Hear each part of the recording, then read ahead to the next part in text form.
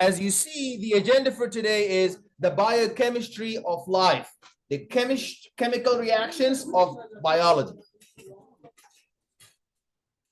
The chemical reactions that sustain life. Biochemistry means we're going to be studying chemistry, not biology. But which chemistry? The chemistry that make you alive, the chemistry that make you survive, and the chemistry that make your offspring survive. Are we clear what biochemistry is? Biochemistry is not biology, it is chemistry. But which type of chemistry? There's so many different types of chemistry, physical chemistry, but this one is biochemical. This is biochemistry, the chemistry that makes you alive, the chemistry that makes you breathe, chemistry that makes you walk, the chemistry that makes you harvest the energy to sustain your survival and life. And the first biomolecule we're going to be doing the amino acids, the little micromolecules who make the very big macromolecules, the proteins. Are we clear? All righty. So if you now look at these macromolecules, they are not on their tiniest form. You know that. You know, if you take glucose, we're going to look in the slide. Glucose is not the smallest thing. What is the name of the smallest ever entity that you cannot break it down to anything useful? You can break down glucose to something useful. You can break down glucose to a bunch of carbons, oxygens, hydrogens. But can you break down oxygen to something useful? Impossible. That's how you get the atomic bomb. When you break down, it's called the molecular fission. When you break down the smallest possible entity, that's the element. So those are tiny micromolecules, but they're not the tiniest. They're not the tiniest. The tiniest molecule is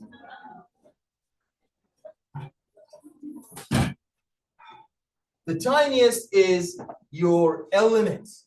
And there's two types of elements, major and trace elements. A bunch of elements come together to give you a compound. A compound has to be just like an apartment compound. It's made up of multiple apartments. So multiple elements will give you a compound. Multiple compounds will give you a molecule. Multiple molecules will give you a micromolecule. Multiple micromolecules will give you a macromolecule. Are we clear? All righty, my favorite. This is the most important slide in this course. You need to know the periodic table. Once you're looking at the periodic table, you know how to read the periodic table. You know what everything stands for. Like the pilot, you know, the pilot goes in the cockpit and they know every button. What does it mean? What it stands for? Even if they close the eyes, they know what everything stands for. This periodic table, in order for you to do well, you don't have to memorize it. You have to understand what stands for. So those letters, you can't say fe, co, min. No, we read them as separate letters. Okay? So we say Na, not na. We say Mg, not mug. We say Ca, not ka. So those two letters, except some, only one will have one letter, and that's hydrogen and carbon. So each letter is representing an element. Each letter is representing an element. So that's called the chemical symbol. That's the chemical symbol. On top of the chemical symbol, that is the atomic number. What is the atomic number? That's the social security number. That's the phone number. No two people will ever have the same social security number. No two people will ever have the same phone number. You will never share the same number. So the same thing with the chemical elements. No two chemical elements will ever share the same atomic number. So hydrogen, 1.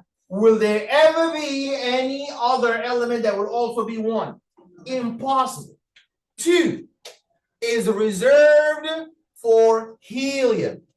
3, lithium, beryllium, boron, carbon, nitrogen, oxygen, and so on. So you need to know the number on the top is the atomic number that tells me that your address. You're in an apartment complex. So this periodic table is the apartment complex. You want to put the mail in number 1, it's going to go to Mr. Hydrogen. Nobody else can open that mailbox.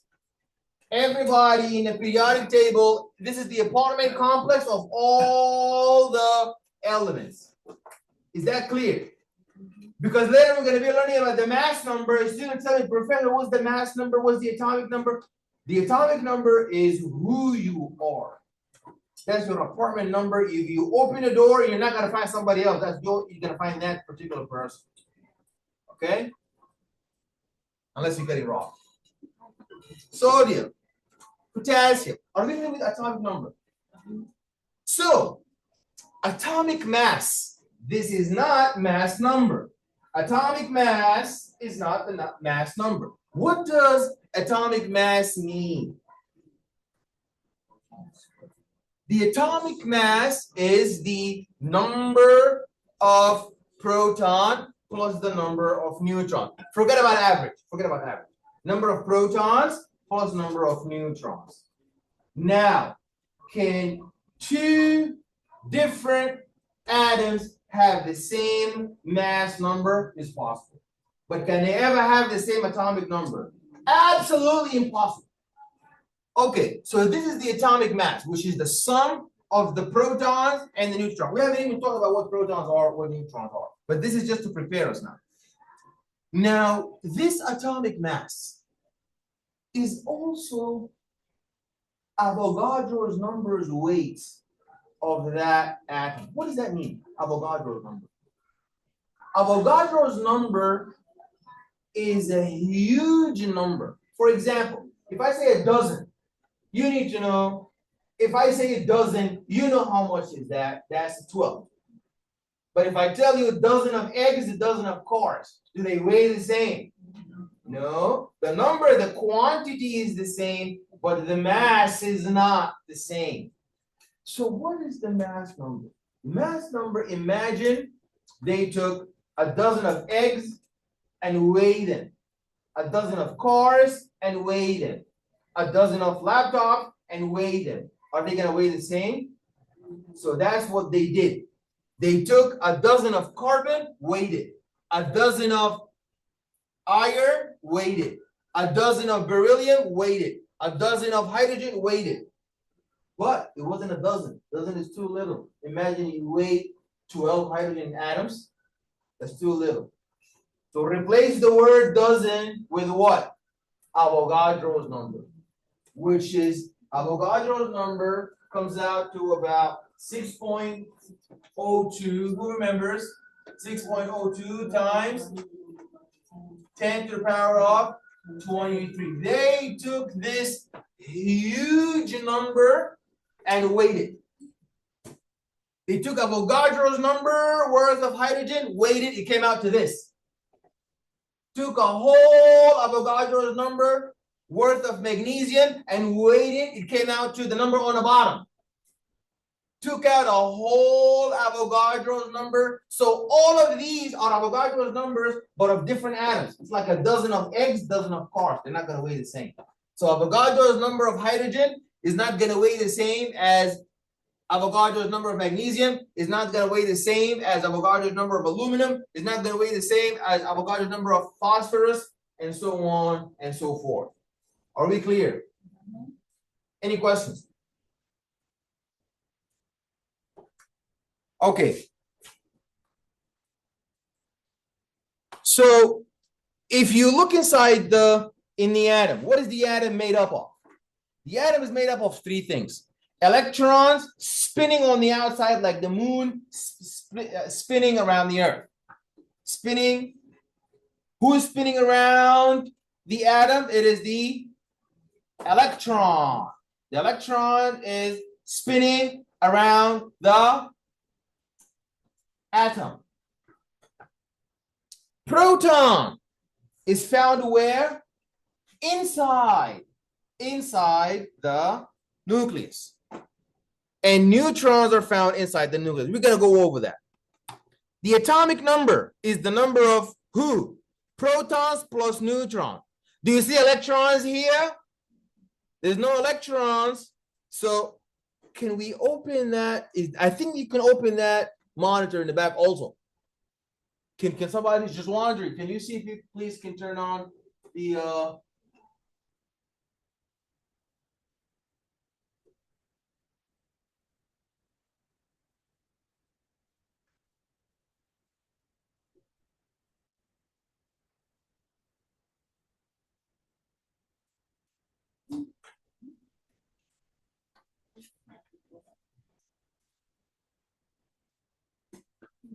there's nothing to turn it on. You can absolutely turn it on. There's no button in the back of that TV. What kind of TV?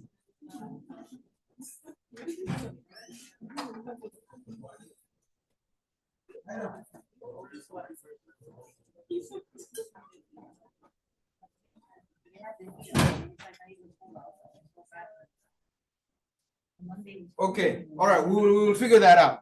Okay, the mass number is the sum of protons and neutrons. Atomic number is only protons. Is that clear?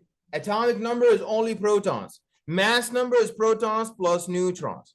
There we go. Look at the atomic structure. Protons are what charge? Positive charge. Electrons are what charge? Negative charge. And you see the electrons are outside, spinning like the moon. You see? The electrons are outside. You see where my mouse is? Electrons are outside, spinning like the moon, and protons are inside, positively charged. And you see this purple that has no charge, neutral. What do you think that is? Neutrons. So protons and neutrons are in the nucleus, while electrons are spinning on the outside. So this is, if you look here, purple represents the proton. Orange represents the neutron. So neutron is zero. It's neutral. It's a neutron. While proton is plus, positive proton. Electron is negative. You see all the negative are spinning on the outside and different energy levels. The closer you are to the nucleus, you're the first, followed by the second, first, second, and third.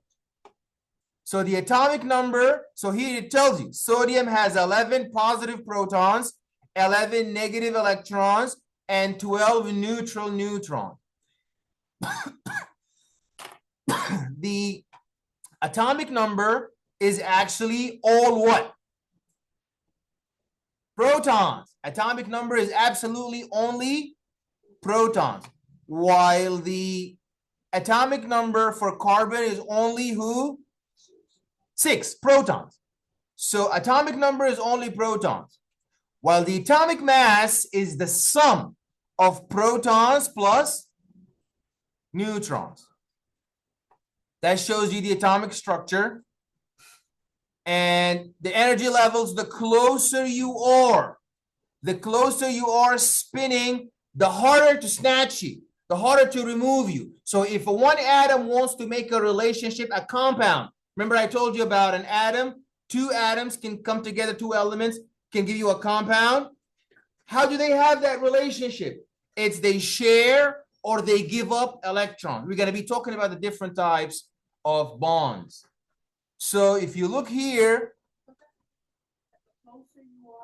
the closer you are, the harder is it to remove you from that. The more closer you will be to the nucleus, the harder is it to give you up and remove you to another atom. So for example, sodium chloride. These are 2 different elements, sodium and chloride. But they come together to give you salt. How did they come together? Because sodium gave up an electron to chloride. Which electron? Do you think it was the one on the first level or the one all the way far or the one that is spinning all the way the farthest? So what are isotopes? Isotopes have the same atomic number. It's like a family having the same last name. but are they going to have the same first name?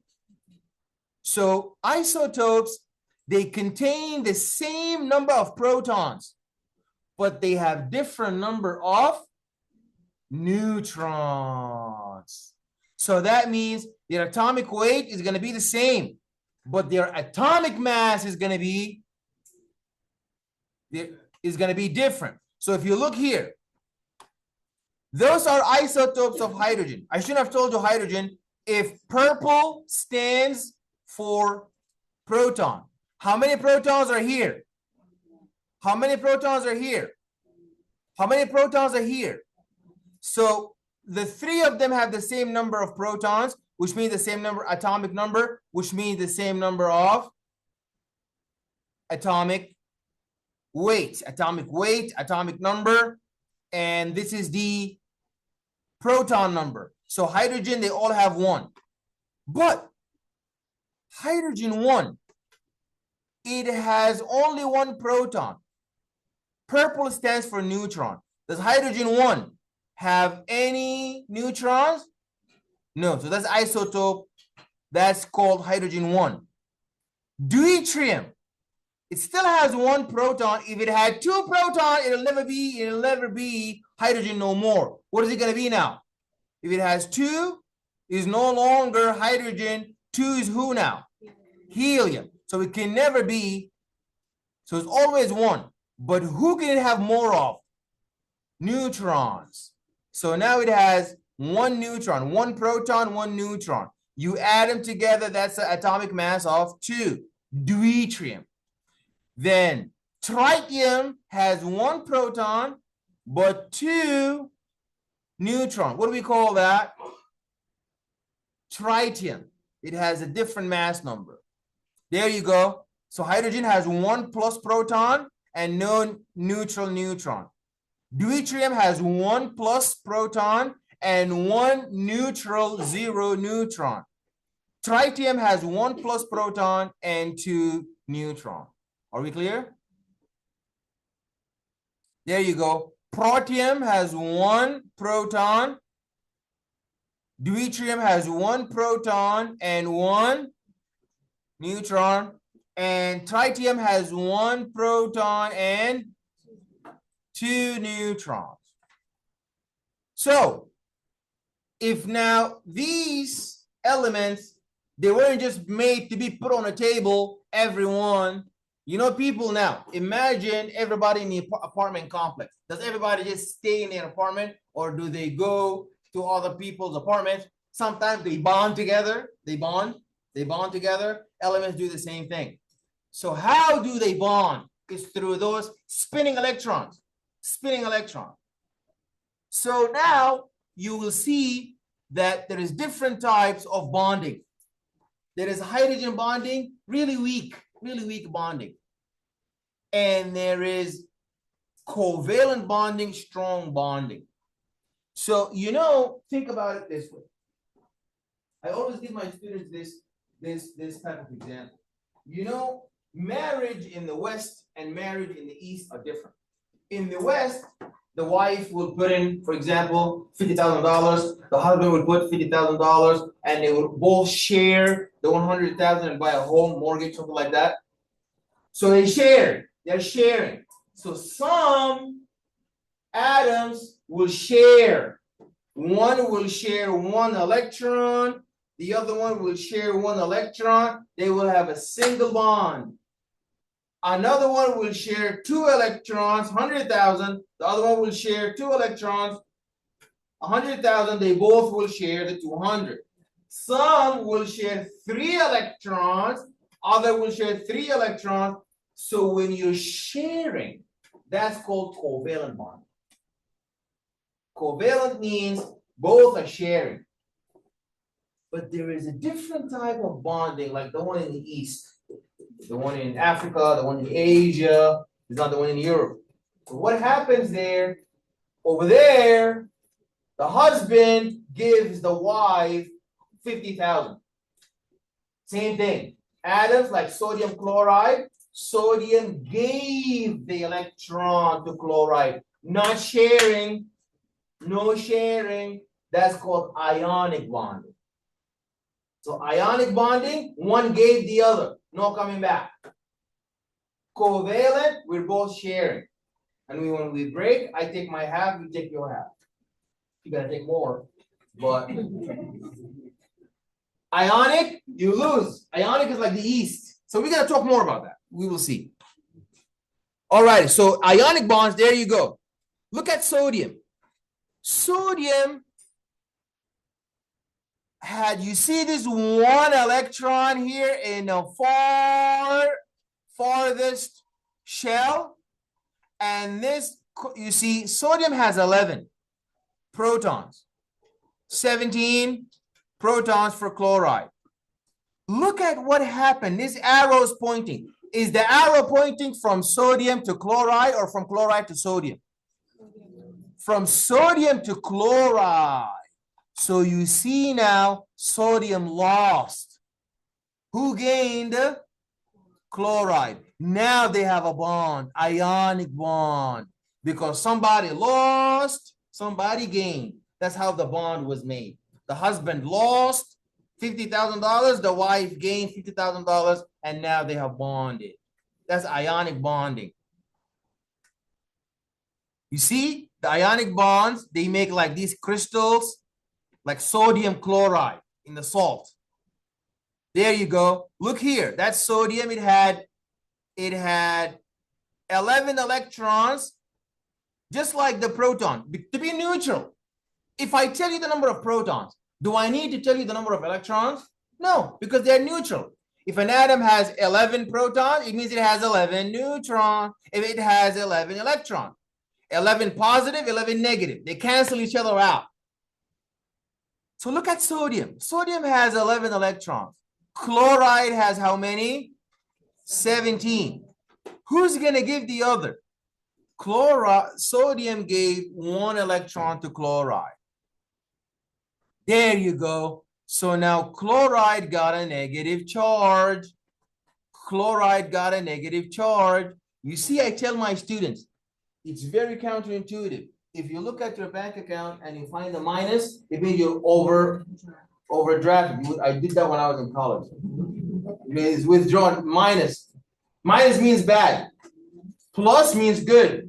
In the atomic world, it's the other way around because they don't deal in dollar. They deal in electron minus. So the more electrons you give me, the more minus I am, the more rich I am. I'm rich in minus charges. I'm rich in electrons. So when you see a element with a minus charge on it, don't feel sad for it, it's rich. Some of them they have even two minus 2. Some have minus 3.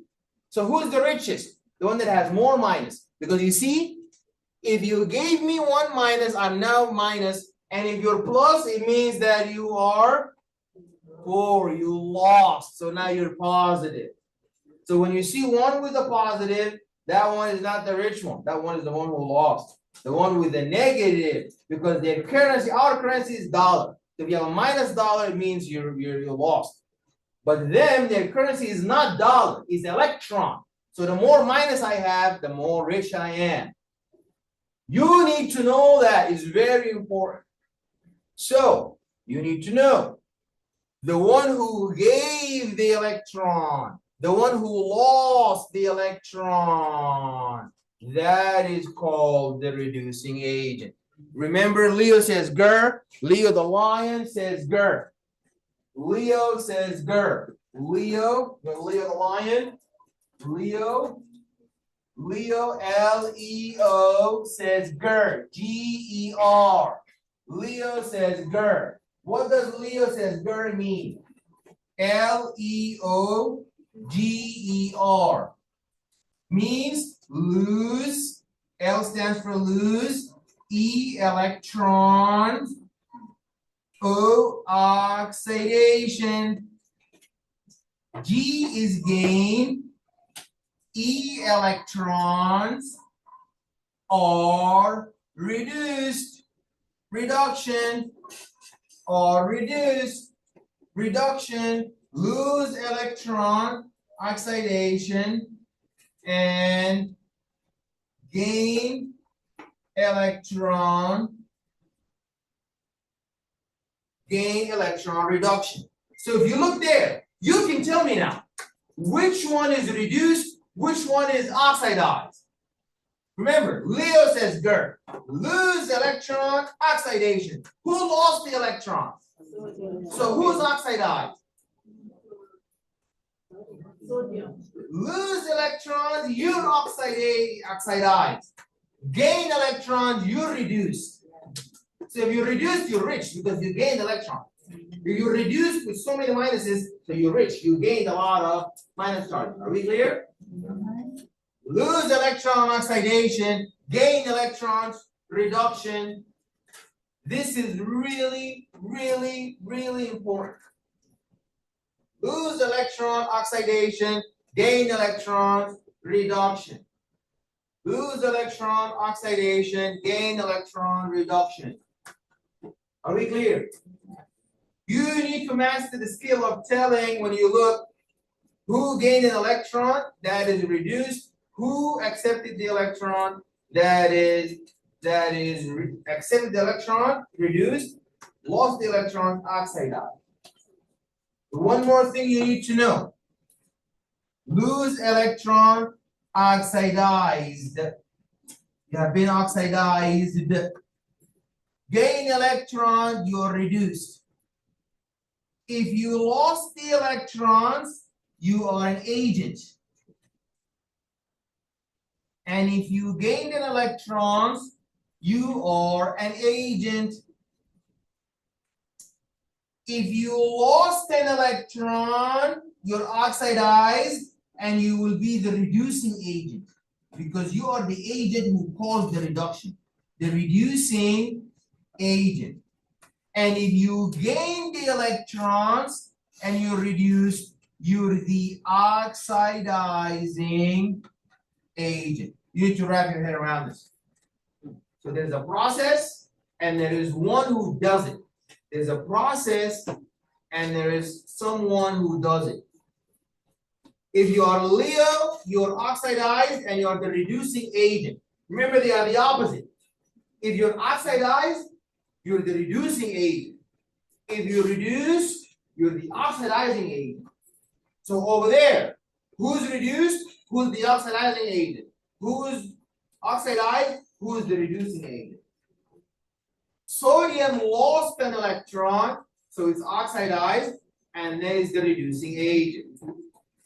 Chloride gained an electron, is reduced, and is the oxidizing agent. Are we clear? Okay, break time.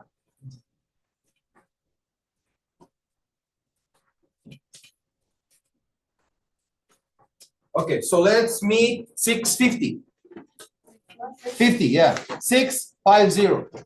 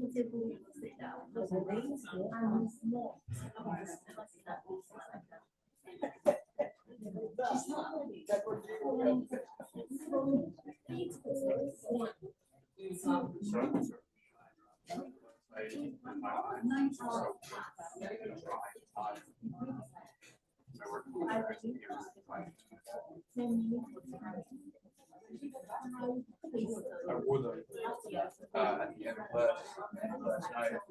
Just couldn't take it. I don't know. I'm not used to it, but I would like to know. Really? You wear contacts?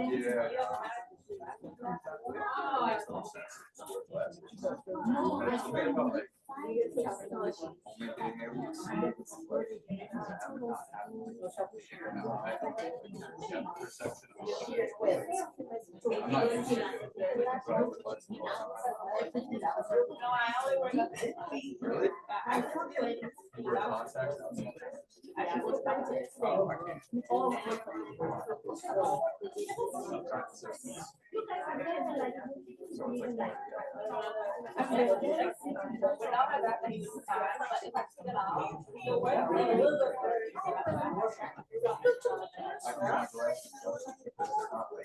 into my face, so it's all and it gets rid of the noise. I don't know if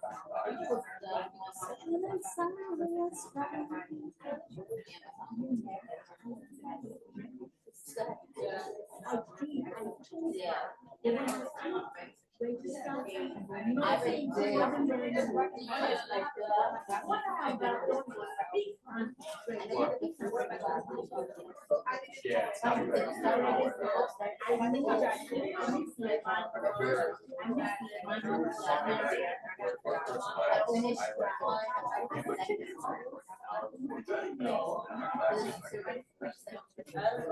My mind is so wired.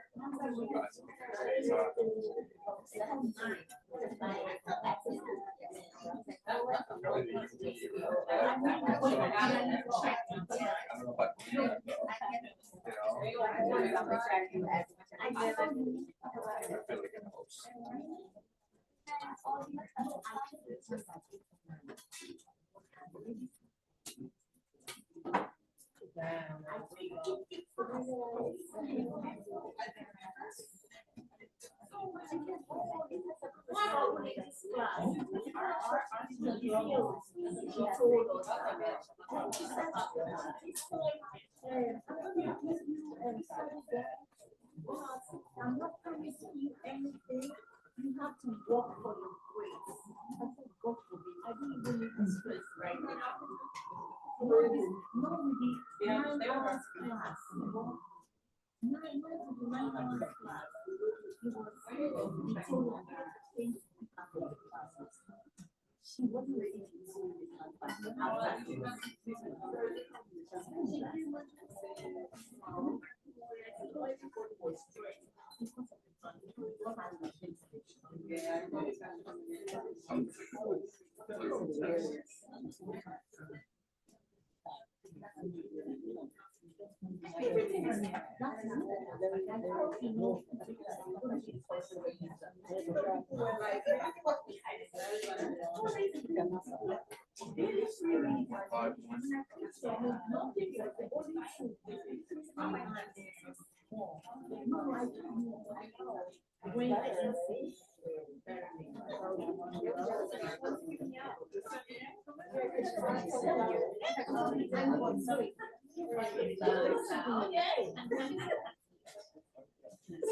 She is. Oh my God.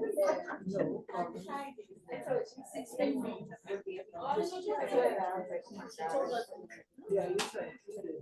So, so every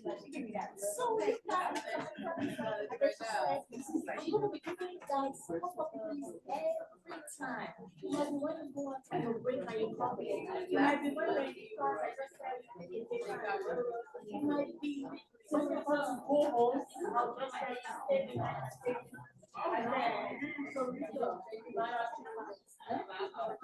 me, I've changed it. Me. I did not sweat.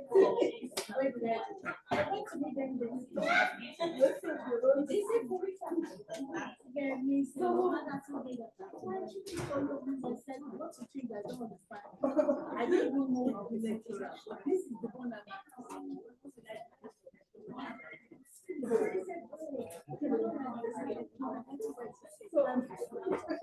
I say my friends were it was the one that was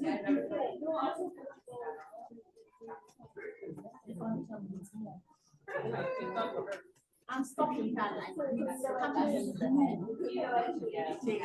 Nothing, everything is gone. So tomorrow I'm done. My life was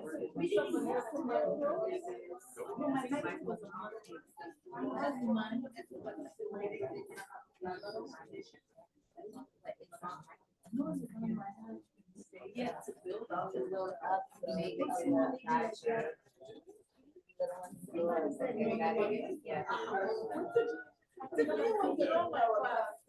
she's in oh my god. When you saw that she has changed my right? Yeah. She said she was going to change. Yeah. So I don't have to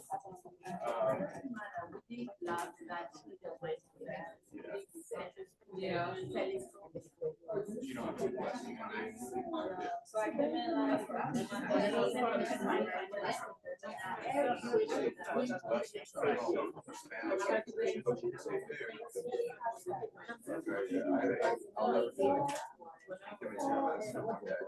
It's just like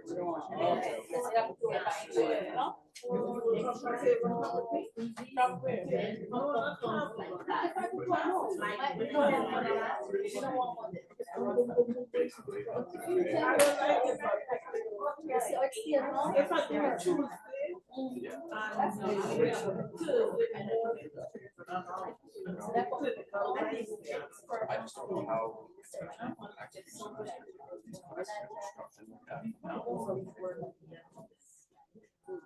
I know we're definitely gonna have sound.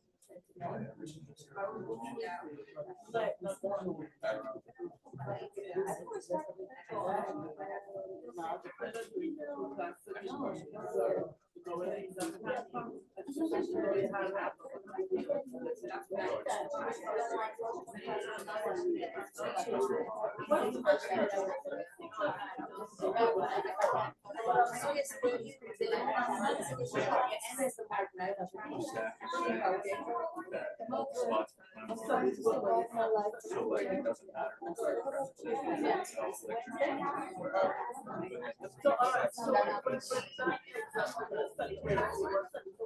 None of us got the chance. I don't have to do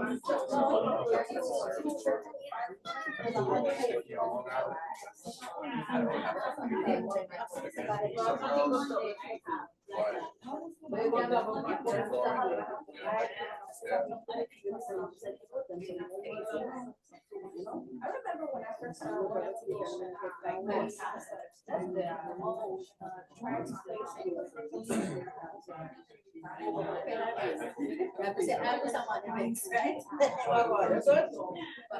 So about last semester.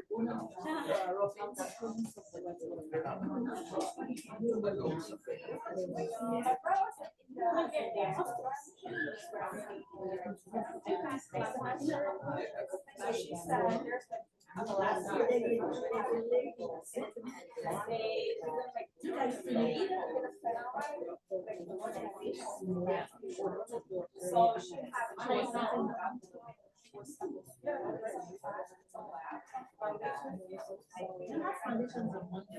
See, that's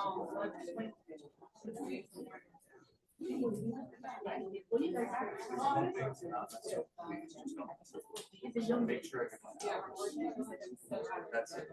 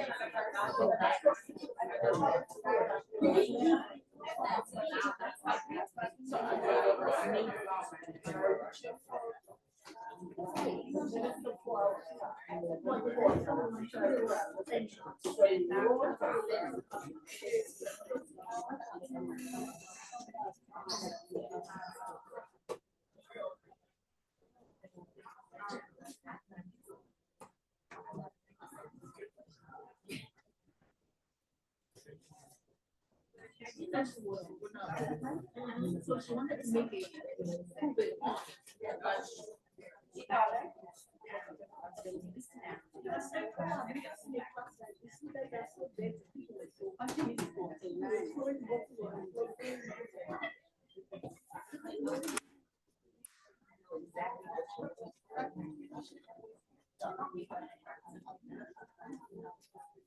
No, but she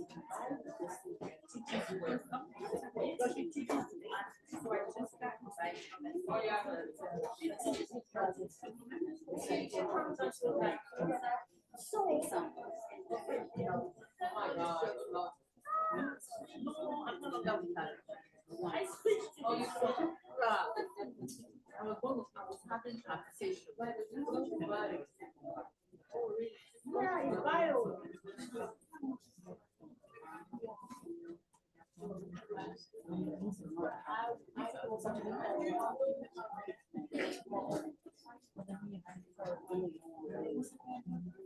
She's okay, but she's desperate.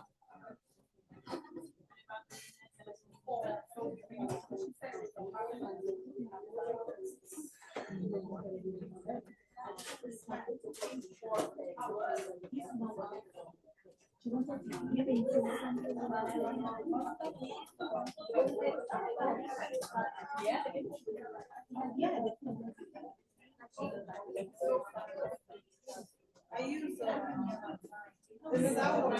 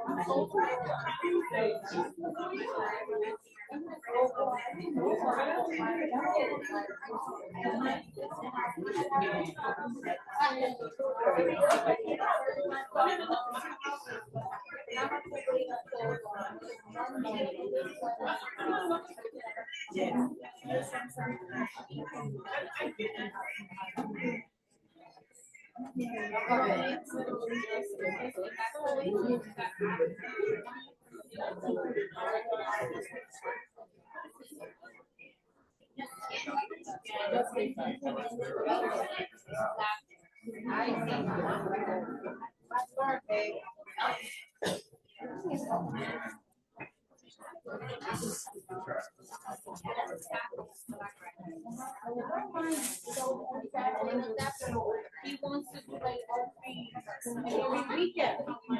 Yes. After class. After class. Yeah.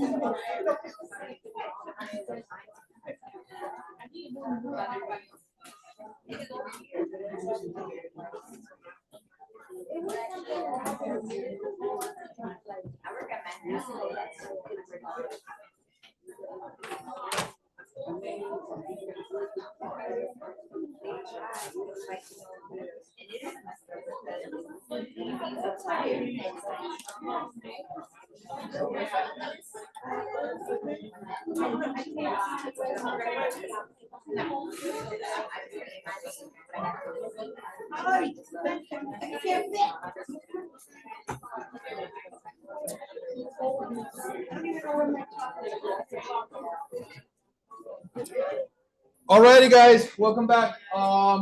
So picking up where we left off. That is very important. Leo says GER, lose electron oxidation, gain electron reduction. And there's two parts to this. You need to know who underwent the process and who is the agent. And they're not the same. If you underwent oxidation, you're not the oxidizing agent. And if you went reduction, you're not the reducing agent. It's the opposite. If you underwent oxidation, you're the reducing agent. And if you underwent reduction, you're the oxidizing agent.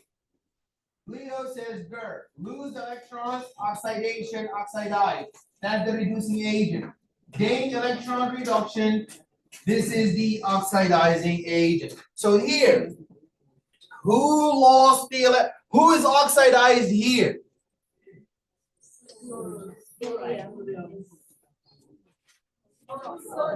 The law is there. Lose electrons, oxidation. So find out who lost the electron. Sodium. So that is the one who is oxidized. That's the one who underwent oxidation. What agent is it? It's the reducing agent. Chloride gained an electron. What happened to it? It got reduced, underwent reduction. What kind of agent is that? Oxidizing agent. Very good. Alrighty, there we go. So this is ionic binding. You see, the red electron, nobody needed to tell you that that's an electron because you know it's in an orbit. It's in a shell, like the moon. Okay, so they put it there, you know that's an electron. And the outermost was moved into chloride. So you see the electron was lost by one and gained by the other. So this Leo says GER. What type of bonding is that? Ionic bonding or covalent bonding? That's ionic bonding. Covalent bonding, we're sharing like the west is not the east. Now, what about we're not sharing and we're not losing or giving? This is something very special called hydrogen bonding. Hydrogen bonding is something that is very special because when you look at covalent bonding, you know, when do problems happen? When somebody gives something up or when two people are sharing something. When do problems always happen in court? Is when somebody gave somebody something or when two people are sharing an apartment or sharing a house is when they're sharing. That's the problem because I voluntarily gave you a ring. I voluntarily gave you money. I gave you a car. We're not going to go to court. There is no problem here. I gave you. So chloride and sodium are never going to fight. Chloride and sodium are never going to go to court because sodium voluntarily gave its electron to chloride. The ones who are going to go to court are the covalent people, sharing two electrons. This one is gonna, you know, like when two people share. My two uncles, you know, when they came to America, they shared a taxi. So you know, one is active, the other one is lazy. So one is supposed to work for 12 hours, the other one is supposed to work for the other 12 hours. The one who works 12 hours, the other one, he sleeps and he brings the car late. So he told them, okay, you want to work overnight or in the day? He says, I work in the day. He's still lazy. Okay, do you want to work overnight? Say, well, in the night, maybe it's better. The streets are not that crowded. He's still lazy. So that's the problem. When it's sharing. So you will see now, when atoms are sharing electrons, like big old oxygen sharing electron with tiny hydrogen. Now that's very bad. Like a big adult sharing with a minor. That's exactly what oxygen, hydrogen, and water. If you look at water, you will see it's a very unfair kind of bonding. Because oxygen is so big. How big is oxygen? Let's go back to the periodic table. That's why I told you the most important slide in this entire biochemistry course is actually the periodic table. Look, hydrogen. How heavy is hydrogen? What's the atomic mass for hydrogen? 1 atomic mass unit. How big is oxygen? 16. So oxygen is 16 times as big as who? As big as hydrogen. Now imagine imagine that they have a relationship now. Now that's is going to be a relationship of sharing. So now let's look in there. So now I have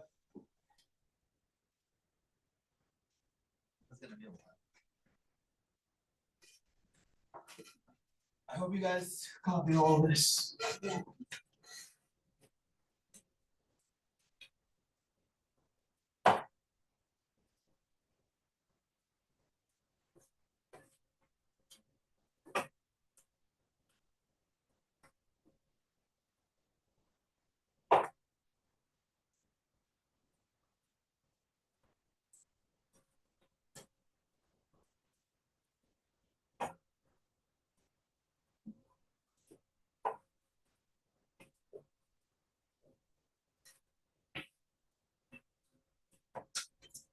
Back in the day, we used to raise the board for our teacher. Oh,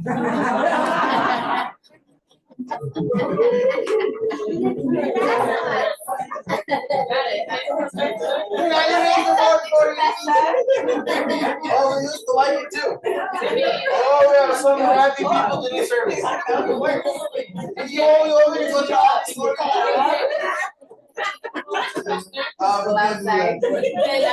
You know who's getting extra credit? The 3 students who did the homework already. You reminded me actually. I was impressed. 3 students did the homework already. Yeah, I think. Yeah, I'm gonna call their name. You're gonna get a round of applause. I was pleasantly surprised. Excellent.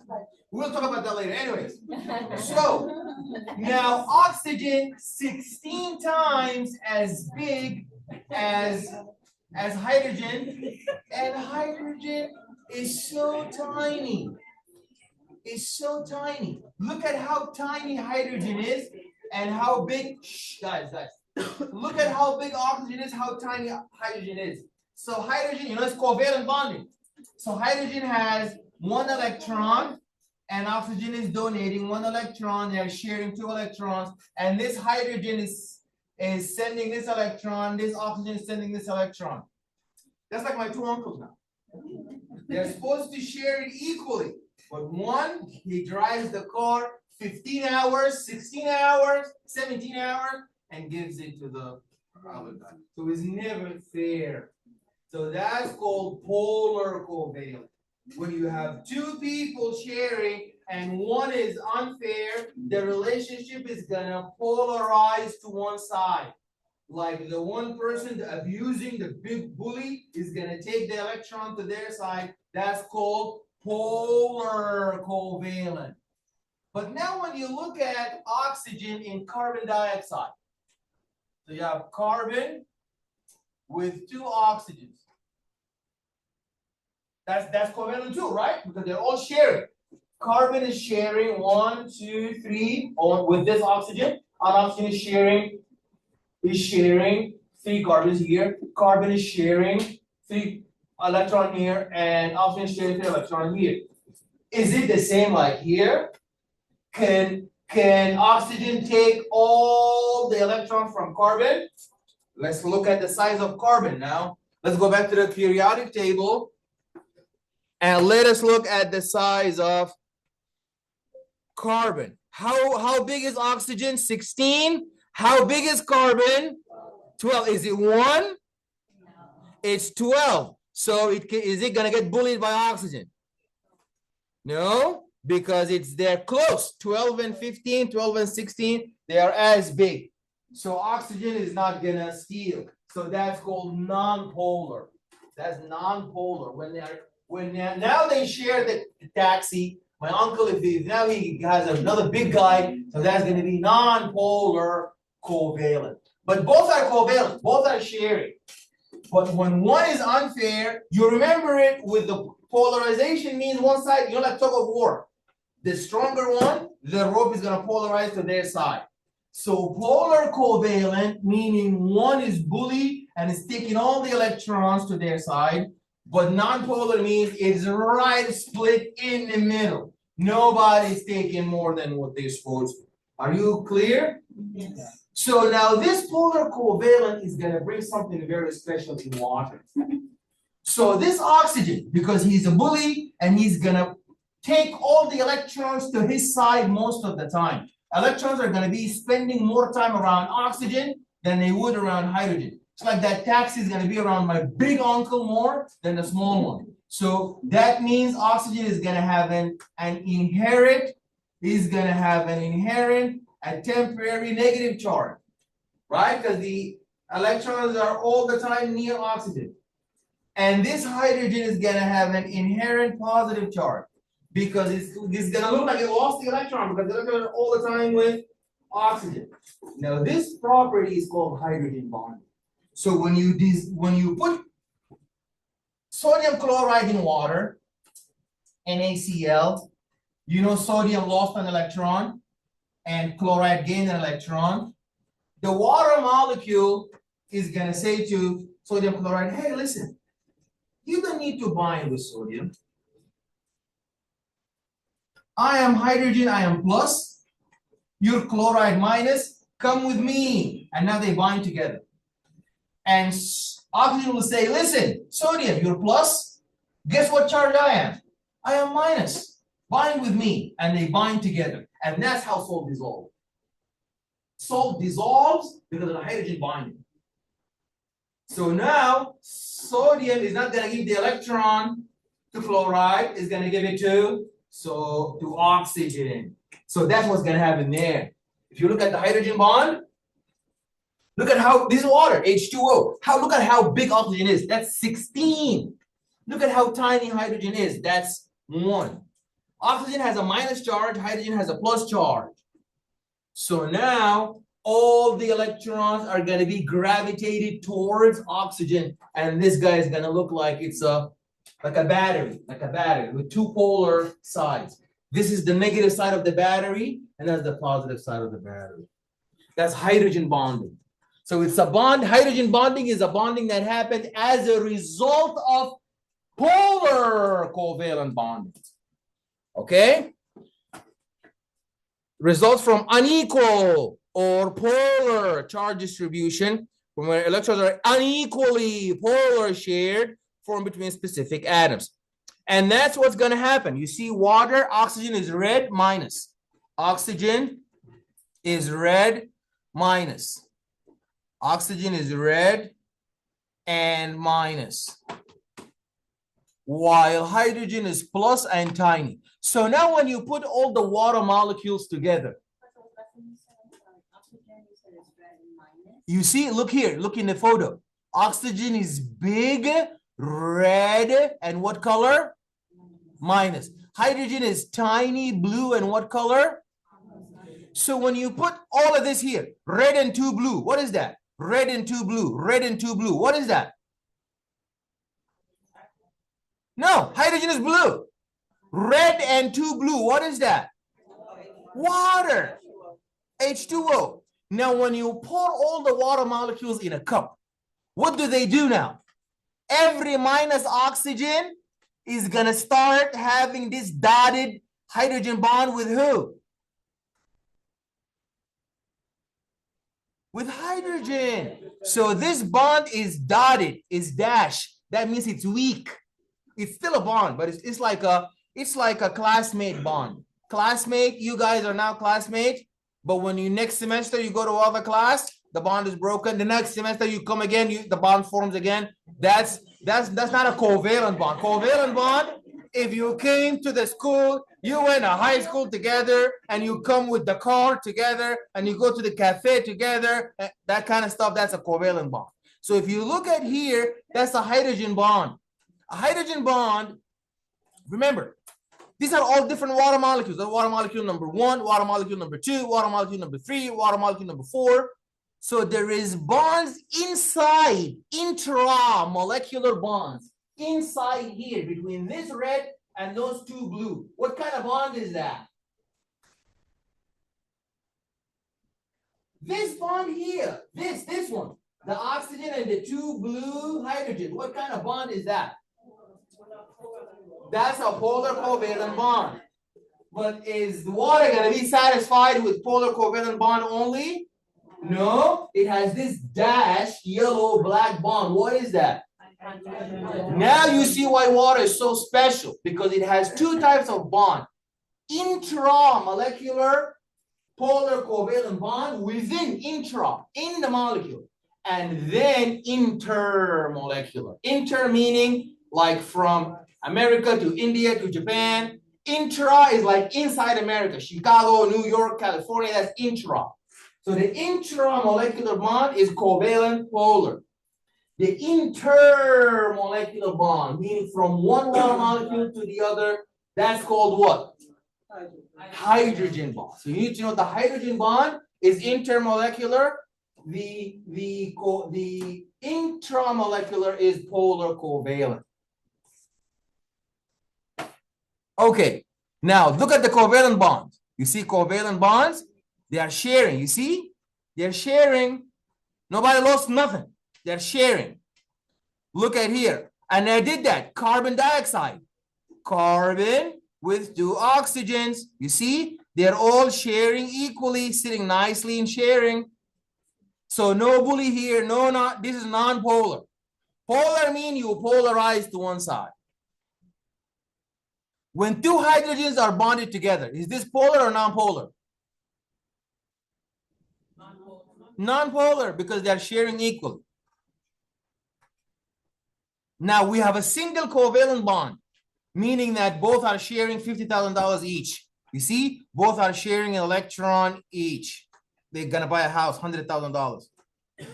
Now double. So now each one is putting up 50,000 twice. So that's a double covalent bond. Then you have triple bonding sometimes. So you see here, that's a single covalent bond between two hydrogens. That's a double covalent bond, hydrogen and oxygen. And then you have, this is a two double covalent bonds. If you look in here, a polar bond, meaning that there is a weakly positive side, like a battery, and a negatively strong side. Are we clear? We saw that. Oxygen, big old, they should have made the oxygen huge because it's 16 times as big as hydrogen. But it doesn't look like that here. So there is, what's the name of this bond that is not dashed, not cut up, not chopped up, not dotted? A really strong bond. What do we call this bond? Covalent. Never say covalent only, because we have two types of covalent, polar covalent and non-polar covalent. What is this now? That's a polar covalent bond. Is this intermolecular or intramolecular? Raise your hand if you think this is intra. Raise your hand if you think this is inter. No. Inter, like I said, international. Inter meaning from one country to another, like here. That's inter. But intra, meaning, yeah, interface. Yeah, intra, inside. Intra, inside. Intramolecular. So that's this is an intramolecular covalent nonpolar. And this is an intermolecular hydrogen bond. Okay. Intra meaning your intra, inside, within, intra.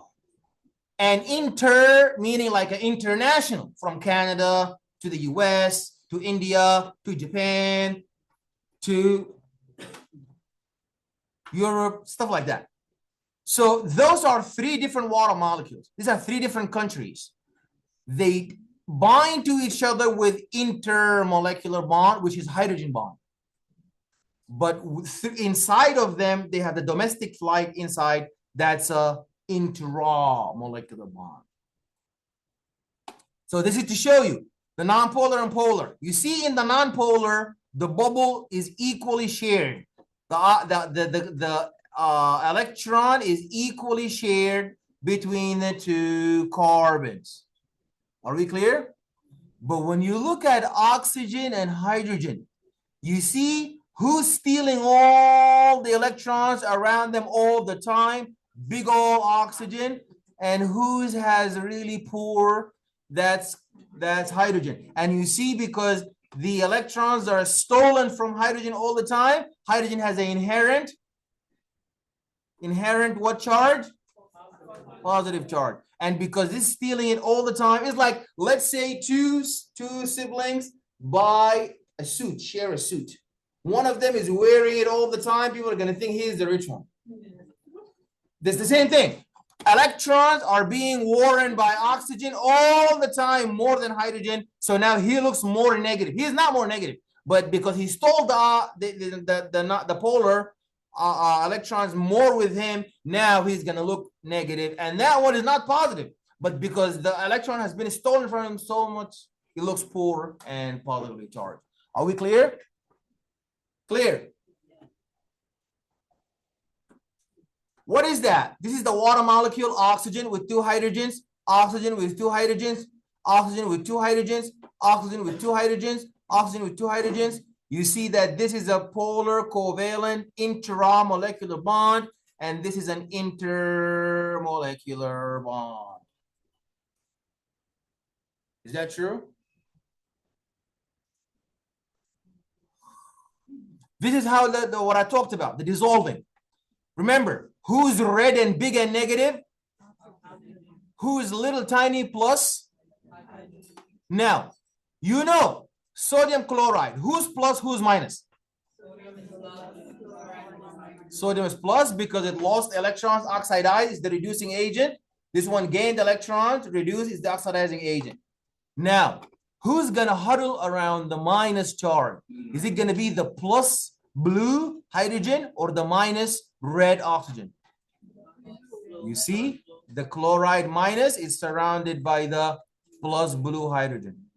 And the sodium is plus. Who's surrounded by the minus oxygen? That's the oxygen. This is called hydration sphere. Yes. Any questions? You see, when we want to dissolve, the minus oxygen is gonna bind the plus sodium, and the plus hydrogen is gonna bind the minus chloride. By the way, this relationship here, you only see this in water. Two different types of bonding, intra and inter. This never happens anywhere. This is why water is so cohesive. You know, an insect can walk on the surface of water because water is so tightly, all the water molecules are huddling together through inter and intramolecular forces. But when you put a cup of alcohol and the insect thinks this is water, when it steps over top of it, what happens? It sinks and it dies because this is not water. Alcohol does not have intermolecular hydrogen bonding. Only water does. You understand? The ship floats on water. The ship will not flow on alcohol. If you bring two canoes, you know the canoe, you know those? If you go over a lake full of water and you make an artificial lake full of alcohol, you're never going to go through it. Why? Because water is the one that has the cohesive bonding.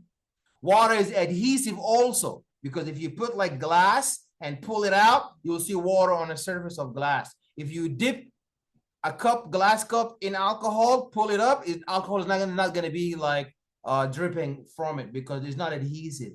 So this is one of the properties that makes water the substance of life. Your body relies on water for everything, for adhesion, for cohesion. Okay, when we make a solution, we look at who is dissolved. The big one is the solvent, the tiny particles dissolved in it are the solution, are the solutes. So if you look at a solution is really tiny particles dissolved in a solvent, like sodium chloride, like glucose. But what if you have red blood cells dissolved in a solution? Is that a solution? No, that's called a suspension. Solution is when you have really tiny, like specks, like sodium and chloride and glucose. That's a solution. But if you have, you ever been to Costco, you have these big jars of peach that are bathed in that water, in that watery juice. That's what the blood looks like. Your blood is huge red blood cells dissolved in plasma. So we don't call blood a solution. We call it a suspension. Suspension is when you have huge things being dissolved. What's a colloid? A colloid is your cytoplasm. A colloid is when you have a solution, but who's dissolved? Only proteins. If you have a solvent and who's dissolved in it? Only proteins. That's not called a solution anymore. That is not a suspension. We call that a colloid. And a colloid is like jello, like gel, like whitish jelly. Now, chemical reactions. We talked about that earlier when we want to build up, when we have anabolism, when we have catabolism, when we have all these kind of things. So if you want to bring things together, if you want to bring them together, is that if you want to break things apart, that's decomposition. If you want to join them together, that's synthesis. You're synthesizing. So we have reactions where we bind things together, synthesis, anabolism, storage, build up. Sometimes we break things apart, and that is known as decomposition. Sometimes we don't build and we don't break. We exchange, we swap. So all of them are useful. We're going to look at it now. We talked about catabolism, and we said that's the chemical reaction that breaks the substances down. And we use hydrolysis. And anabolism is when there's a chemical reaction that joins the simple molecules together. There you go. If you look at a polymer, is a polymer a macro or micro? Macromolecule. How do we make a polymer? Look here. This is 1, 2, and this is 1. We want to make a polymer of a tripeptide. Look, 1, you see where my mouse is? 1, 2, 3. But we have a 2 and a 1. So we remove water. We remove water. That is called dehydration. So we remove water to bind together. This is called, you see, dehydration synthesis. So we do anabolism with dehydration. And when we want to break apart, let's say you want a treadmill, you want to run, break things down, what do we call that? Decomposition. Decomposition. But what do we do to the water? Do we do dehydration or no, we do hydrolysis. Lysis meaning to cleave, to break apart. So hydrolysis is when we break apart by inducing and entering water, and you see we've separated them. So you need to know that. Catabolism, breakdown, lysis. Hydrolysis, breakdown. Joining together is when we remove water, and that is known as dehydration. So if you look at decomposition, you have big old starch at the top. You break it down to little glucose. What did you do? Dehydration or hydrolysis? Hydrolysis, because remember I told you, lysis is break. Hydrolysis, you use water to break apart. Look here. You see, look, that's the polymer of 3. We put water in to break it apart. Hydrolysis, that's how we separated it. So you break apart, hydrolysis. You join together, synthesis. You see, starch molecule broken down to glucose. That's the decomposition. But if you look here, amino acid beads, we clump them up together to make a big protein. Is this catabolism or anabolism? Anabolism. Is this decomposition or synthesis? Synthesis. Is this dehydration or hydrolysis? Dehydration. Very good. Now, sometimes we don't need catabolism. We don't need anabolism. We swap. So look here. AB and CD started together as reactants, AB plus CD. We went through the reaction. Now we have AC plus BD. We swapped. We do swapping. So remember, organic compounds will always have carbon in them. Are we clear? You have to have carbon and hydrogen or both. Either carbon to carbon or carbon to hydrogen or both. For example, is carbon dioxide organic compound? CO2. It has carbon, but the law says no. You either have to have a carbon to carbon or carbon to hydrogen or both. Carbon to carbon and carbon to hydrogen. Does carbon dioxide have carbon to carbon? No, because it has only one carbon with two O's. So that's not met. That criteria is not met. How about carbon to hydrogen? Does it have CO2? Does it have a hydrogen, CH? Does it have a hydrogen in there, CO2? No. CO2 has a hydrogen? No. Does it have both? No. So that is an inorganic. In order to be organic, you gotta have one of those two or both. Are we clear? Inorganic, it means that it doesn't have C, carbon to carbon, or carbon to hydrogen. So we talked about water being the cradle for life.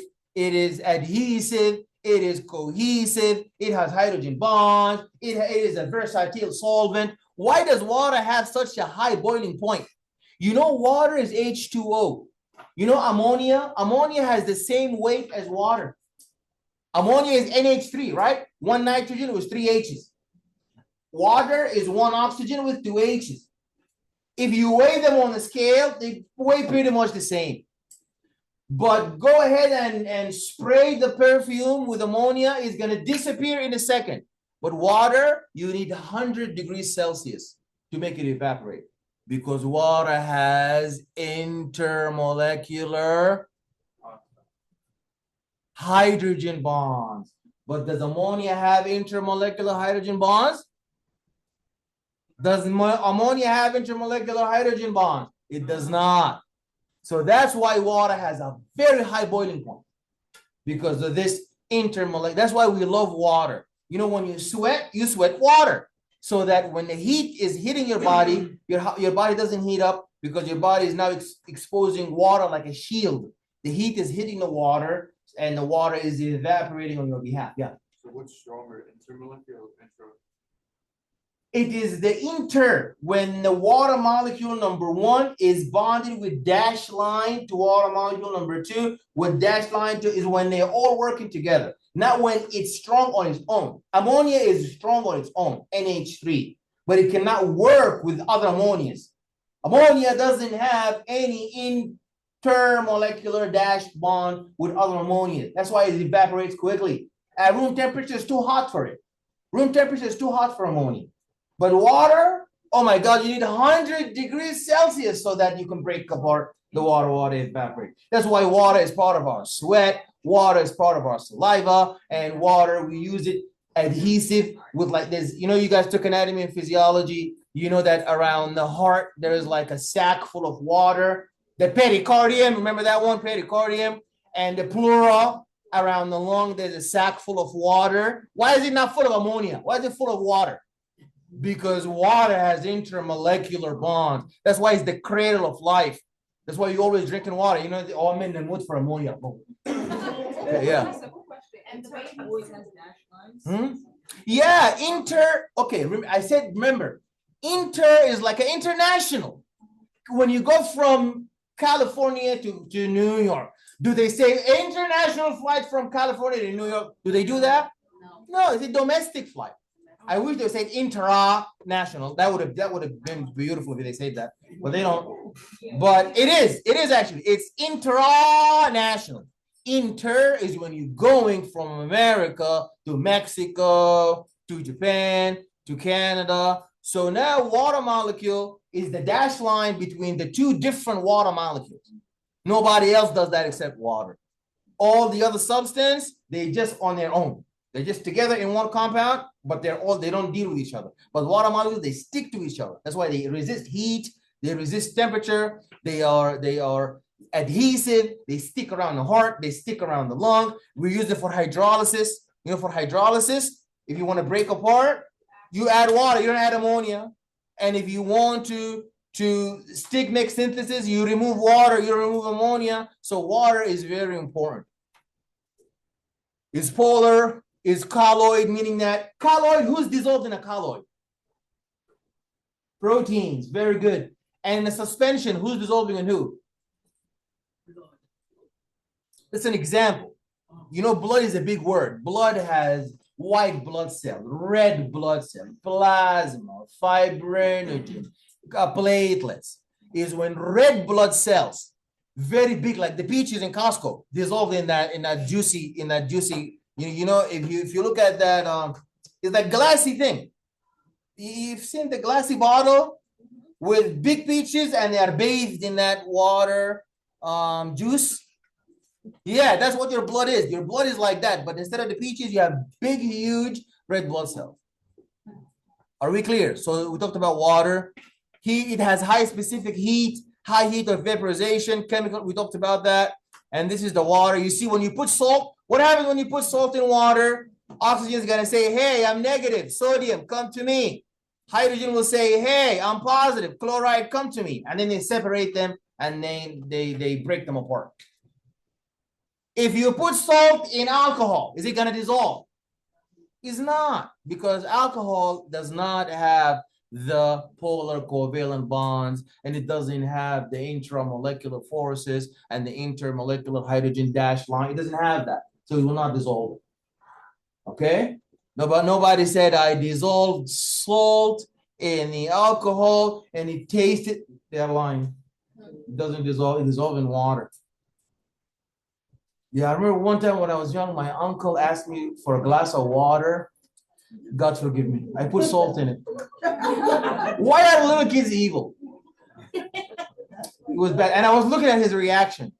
He didn't drink it for some reason. He did not drink it. But why did he send me? Anyway. He saw it maybe dissolve. He wasn't with me. I was a bad kid. I shouldn't have been. Anyways, but I'm being nice to my uncle now. I send him money and everything. Yeah. Why are little kids bad? Maybe little boys, girls are good. Little girls are good. Yeah. Yeah, little boys are. Anyways, oxygen and carbon. Now I'm very good now. Now I'm happy with myself. When I was young, I was not. Okay, oxygen and carbon dioxide. You need to know how to tell inorganic from organic. Organic has carbon, hydrogen, or carbon-carbon. Electrolytes. Electrolytes, these are our, Leo says, GER. One is, if you listen, electrolyte, meaning that you can conduct electricity. Listen, if you put an electric field in pure water, just H2O, and dip your finger in there, are you going to get electrocuted? No, because pure water does not conduct electricity because water is neutral. But when you put salt in the water and then you break apart, sodium is plus, chloride is minus, the electricity comes in. Are you going to get electrocuted now? Absolutely. That's why they call them electrolytes, because they can conduct electricity. Electrolytes are any positive or negative. Leo says GER. It doesn't matter. As long as you are either, you cannot be neutral. You cannot be zero. You have to be plus charge or minus. So if you're positively charged, they call that cation. So you see cations have a positive charge, cation. So you see cations, they have a positive charge.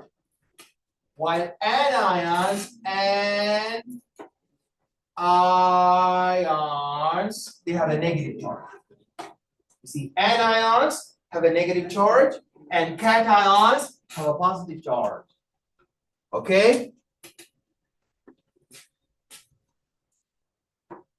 So, acids. What are acids? What are bases?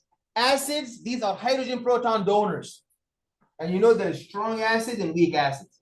You know, people who donate, there's two types of people who donate. People who donate a lot of money, people who donate a little bit of money. So strong acids, they donate a lot of hydrogen.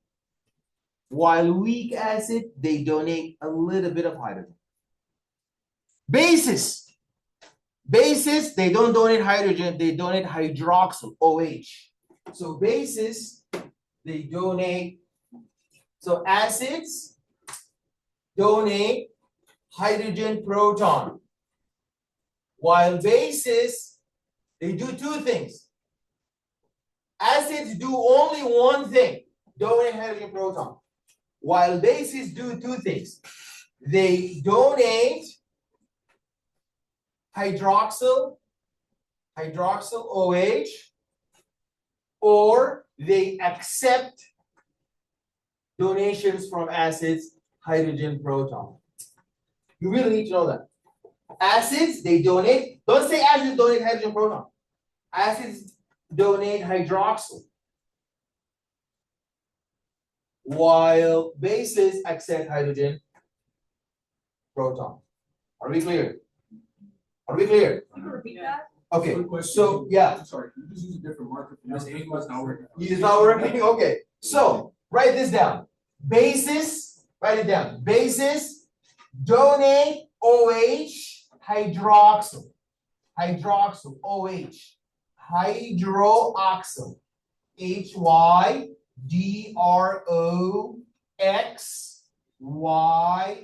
Hydroxyl.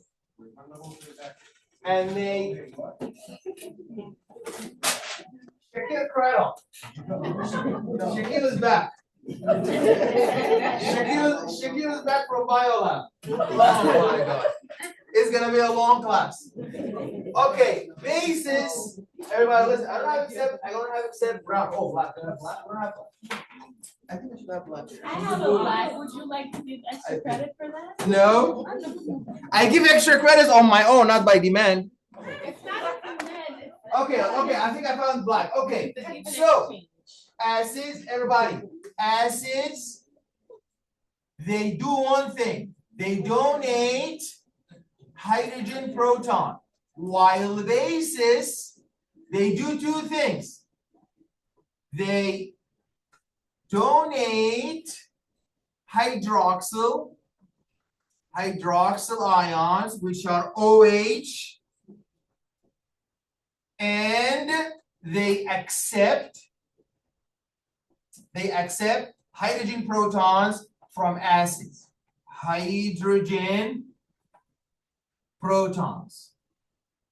And you will see we need both. It's not like acid, one student told me, is acid better than the base? No, we have different uses. We need both.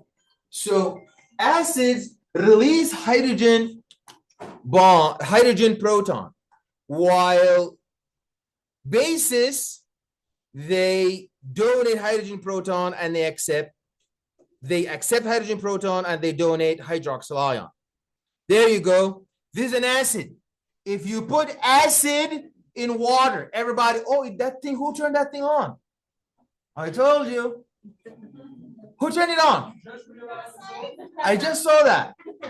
How did you guys turn it on? I did, Professor. Do I get extra credit for that? Oh, yeah, I don't think at this rate you guys.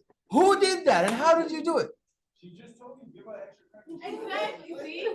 See? Would I lie? Okay. Okay, Shakil is your lawyer. Okay, well, look, we have the same water. When you added acid to the water, what do you have a lot of now? Hydrogen proton. But when you add a base to the water, what do you have a lot of?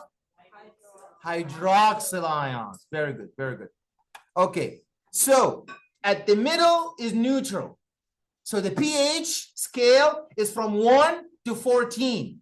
1 is really basic. Like that, you know, they say stomach acid, like gastric reflux. when the acid goes up from your stomach up to the esophagus, causing like fissuring and ulceration and burning sensation, sometimes even cancer. If you have gastric reflux, you got to be very careful. And you got to take your omeprazole, because all of this acid going from the stomach to your esophagus, burning your esophagus cannot handle that. It's going to undergo metaplasia, then anaplasia and cancer. So acidic, we need the acid to burn and break apart the food for digestion. So 1 is really acidic, and really acidic means it donates a lot of hydrogen proton, while 14 is really basic. It doesn't donate any hydrogen proton, but it donates a lot of hydroxyl. 7 is right in the middle. That is when you're neutral. You need to know your blood pH. What is the blood pH? 7.35 up to? You really need to know that. You need to know your blood pH is 7.35 up to 7.45. Very good. Okay, so that's the scale. 1 is one is hydrochloric acid. This is really acidic. Then you have gastric acid like 1.3. Then you drop down in acidity. There's lemon juice here somewhere. And then there's coffee at 5. Then milk. And water is right in the middle, is neutral. And then 7.3, you see blood? Blood is at 7.3. Then egg white, then all of that. And then the maximum basic is sodium hydroxide at 14. So that also shows you the acidic in the stomach is really acidic. 1, lemon juice is at 2, 3 is wine vinegar, and banana is at 4. And I recently fell in love with bananas. One of my students told me, yeah, I hate it too, but I started to like it because I don't eat. Now I like everything. Because I starve myself. Now whatever I find, I just eat it. Okay, anyways. Bread is at 5. Milk. Water is at 7. Apple juice at 7.5. Egg white. I used to do a beginning of semester party, like I bring cake and juice, but now I'm gonna make it at the end of the semester. Like on the final, like when you guys are about to leave, then we're gonna have our cake. And because I did it last semester at the beginning, and then students started to bring me like food and everything. Oh, that was the next type of party. Yeah, they started bringing me food. Oh, Professor, and then I was getting all no. So now I'm gonna do it at the end of the semester. You know whose idea was that? Just wondering. Yes, you were. Remember last semester when I did the beginning of end of semester party? She said, "Okay, can you also do it in the beginning?" You don't remember saying that? So I listened to her. I did it in the beginning, and then student was like, "He's the nicest.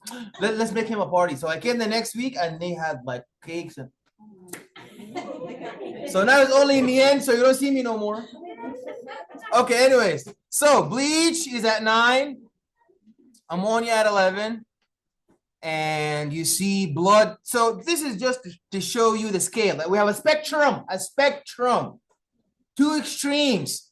At the far 1 is very acidic. At the far 15 to the right is very basic. In the middle is neutral. You need to memorize what lemon juice is. You don't need to know that, but you absolutely need to know the 3 extremes. Who's at the far 1? That's your hydrochloric acid in the stomach breaking apart the food bolus in your digestion. Who's at the far right to the 14? That is sodium hydroxide base. And who's in the middle neutral? That is distilled water. And who's 7.3 up to 7.45? Blood. Good. Now, buffers are stubborn, very stubborn chemical molecules that resist pH change. So for example, if you bring a solution and you add hydrochloric acid to it, it's going to become acidic, obviously, because you added more acid. But if you, right before the acid, added a buffer, now the more acid you add, the pH is never going to change. because the buffer is going to resist, is so stubborn, is going to fight, is not going to allow the pH to change. And you need to know that buffers are weak acids and weak bases. Remember we talked earlier so highly about strong acids donating a lot of hydrogen, strong bases donating a lot of hydroxyl, but that makes weak acids and weak bases looks like they're not important. They are very important because what do they do, weak acids and weak bases?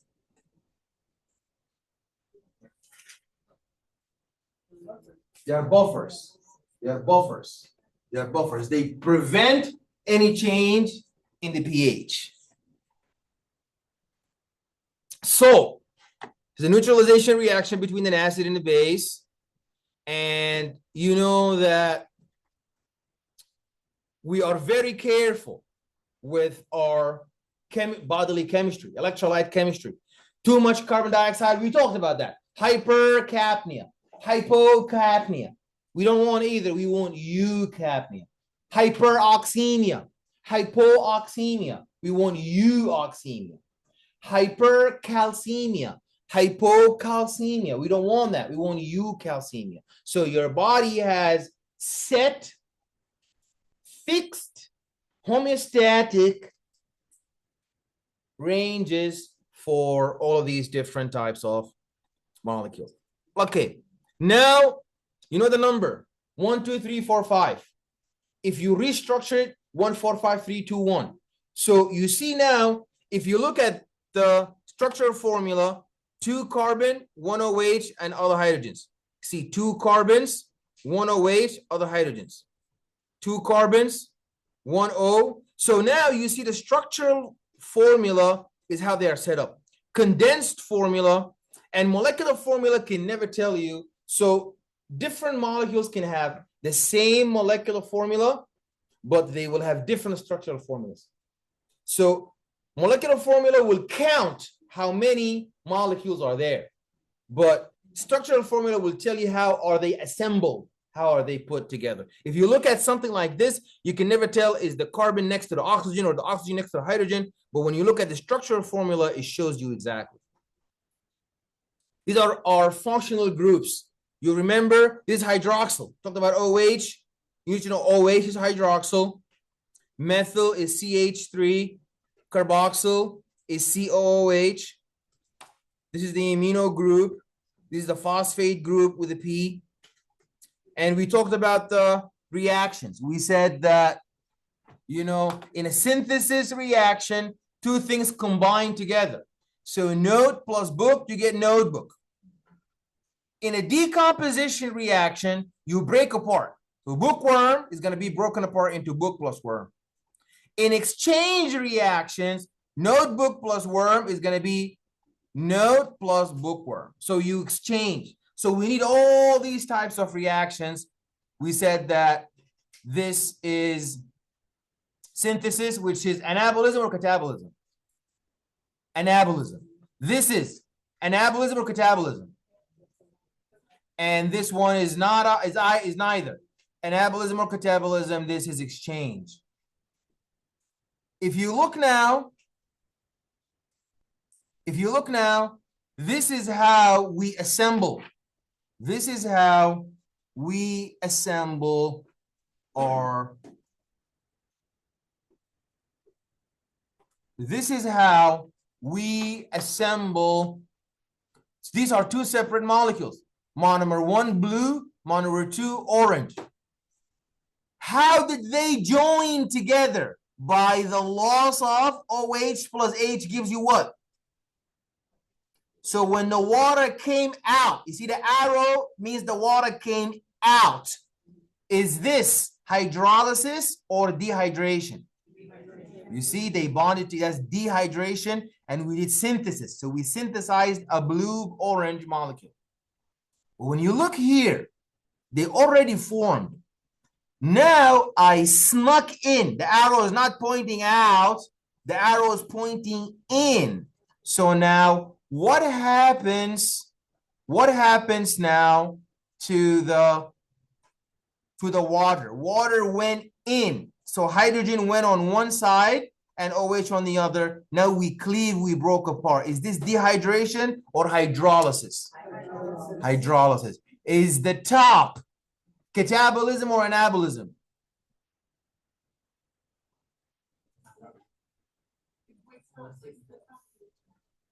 Is the top here? Look at the product. Is the top here catabolism or anabolism? Anabolism. And if you break this apart, is this catabolism or anabolism? There you go. So you see monomer 1, monomer 2, they bind together, and this is known as a covalent bond. And you see water came out. If you want to join together, the arrow of water point out. So that is dehydration. But here, the water molecule moved in, so that is known as hydrolysis. D means came out, devoid, dehydration. These are the three major. Now, this is what I was saying earlier. When it comes to sugars, that's what a sugar looks like. It looks like this. It looks like a ring structure. You see? That's glucose, that's galactose, that's fructose. Am I going to ask you on the exam, is this glucose, galactose, or fructose? No, I will not. But I will bring something like this and tell you what is that. You say it's one ring, monosaccharide. That's a monosaccharide. It's just a sugar. If I put this next to a protein, tell you which one is the sugar, you don't know, then you're in trouble. But I'm not going to ask you if this is glucose or if this is galactose or if this is fructose. But you need to know that glucose is one ring, galactose is one ring, fructose is one ring. Now these two rings are going to join together to give you a disaccharide. So if you're one ring, you're monosaccharide. Now you see here, glucose is one ring, fructose is one ring, and galactose is one ring. Another type of sugar would be the ribose. You know, the DNA, deoxyribose. So deoxy meaning that the second prime carbon, the hydrogen, does not have an oxygen, while ribose has an oxygen. Now look at here. Do you have one ring or two rings? You have two rings. So this is now sucrose. If you remember earlier, this is glucose and this is fructose. So you see that sucrose is made up of fructose plus glucose. Sucrose is a disaccharide. Di, two. It has two rings, not one. So you have this here, glucose plus fructose. What's the name of the bond that you use to bind the two monosaccharides? What's the name of this bond? Glycosidic bond. When you bind two sugars, two monosaccharides are bonded together by a glycosidic bond. Look at lactose. Lactose is glucose plus galactose. Maltose is glucose plus glucose. There you go. Sucrose is glucose plus fructose. Lactose is glucose plus galactose. And maltose is glucose plus glucose. Then we're moving up. Glycogen, cellulose, and starch. That's the biggest polysaccharide you can have. Like, remember I said grape stem? Every grape represents a monosaccharide. That's the glycogen. There you go. You see glycogen, starch, cellulose. These are all big polymers of sugar. Polysaccharide. See, polysaccharide. Now, what is that? Does that look like a sugar? Does that have a ring? No. What is that? Remember I said the three-headed beast and the three tails? Three fatty acid tail. You see? That's why I call it free fatty acid. Free fatty acid tail number 1, free fatty acid tail number 2, free fatty acid tail number 3, and there's the three-headed beast. What do we call that? Glycerol or glycerol. So if I want to bind them together, you see how they stuck together now? Here, they're broken apart. Here, they're stuck together. Here, broken apart. You see, when we want to assemble them, we remove OH and H. What does that remind you of? Dehydration. So whenever I want to stick things together, synthesis and stick things together, that is called dehydration, dehydration, dehydration. And if I want to break apart, I remove the water. And what is that known as? Hydrolysis. There you go. That's the glycerol, glycerol. And these are the 3 fatty acids. And this is going to be triglyceride. And this is the neutral fat. You see? A saturated, meaning that it has all hydrogen. It is saturated with hydrogen. Is a fatty acid that is saturated with hydrogen. Unsaturated means that it is not fully saturated with the hydrogen, and there is a double bond, meaning when you have a double bond, you lose 2 hydrogens to make this double bond. So that is unsaturated. And what's the double bond? What's this break called? Kink. It's called a kink, K-I-N-K. A kink is when there is an unsaturated fatty acid that has these 2 double bonds. Are we clear? So these are important lipids. You know, prostaglandins. Prostaglandins, they are important. You know prostaglandins, what they are important for. In inflammation, they cause the pain. They mediate the pain. They irritate the nerve endings and cause the pain. Part of the inflammation. You know, inflammation is there's like redness, heat, pain, swelling, loss of function. Who causes the pain? The prostaglandin.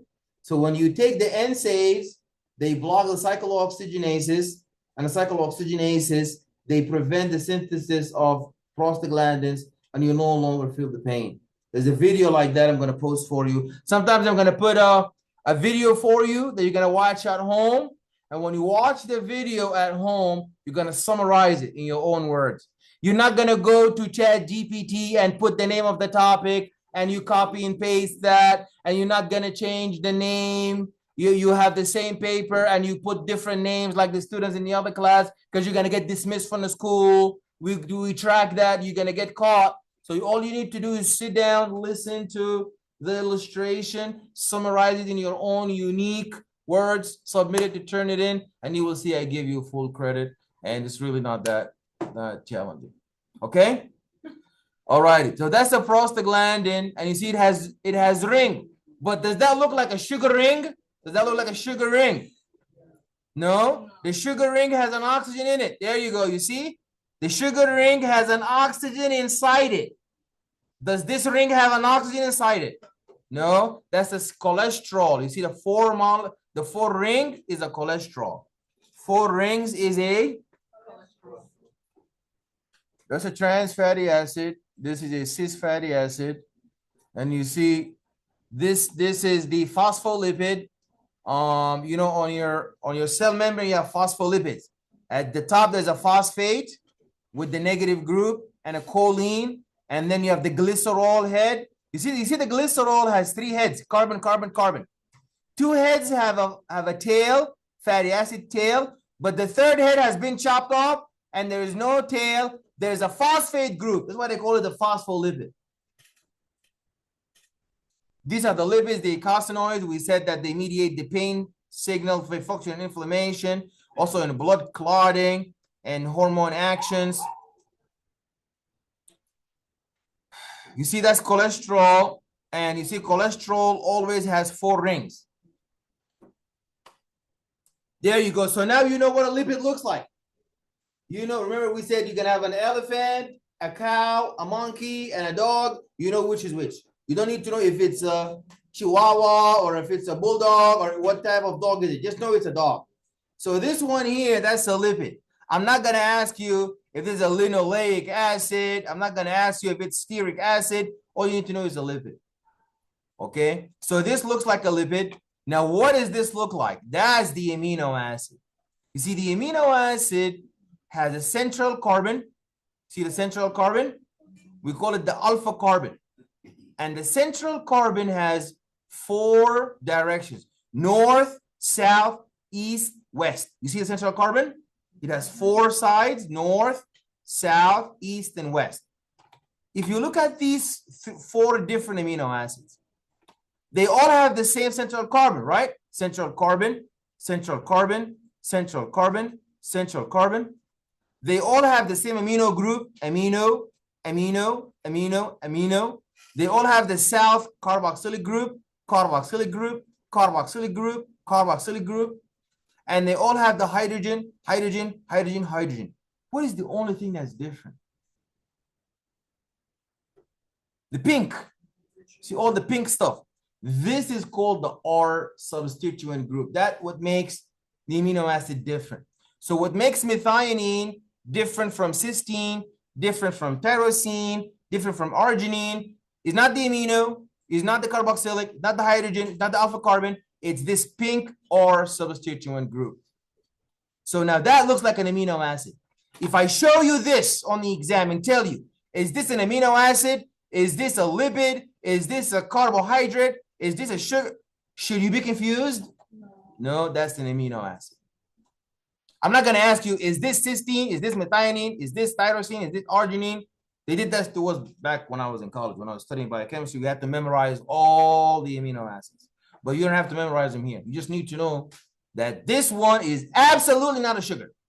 This one is absolutely not a free fatty acid. And this one is absolutely not a nucleotide. This is a amino acid. So remember earlier, I said two glucoses that are bind together. What's the name of the bond that binds together? You see this bond here.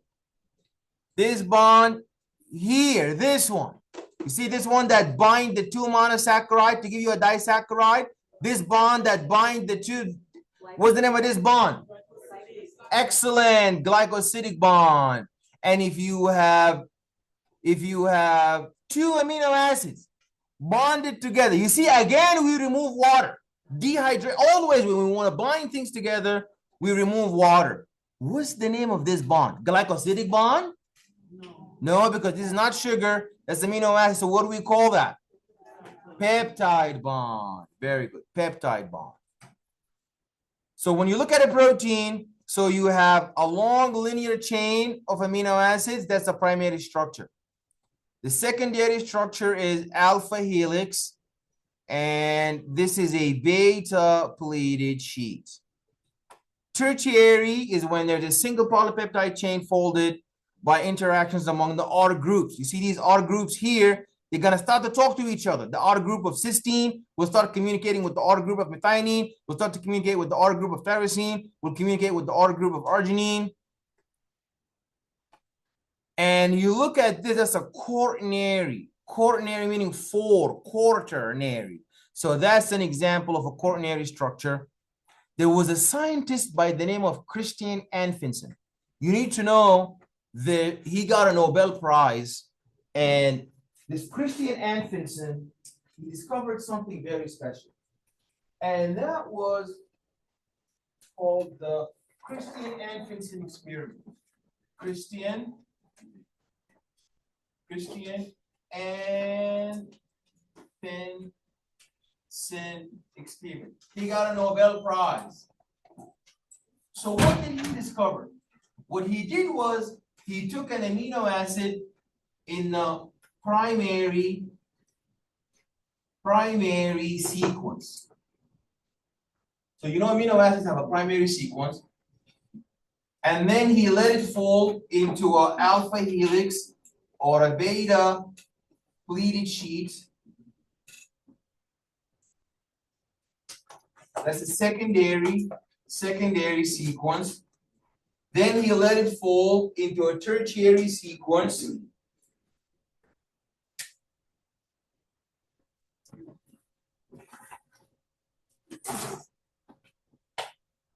Then he made it into a quaternary structure. So that's the final structure for the protein to operate, to become active. Then he reversed everything.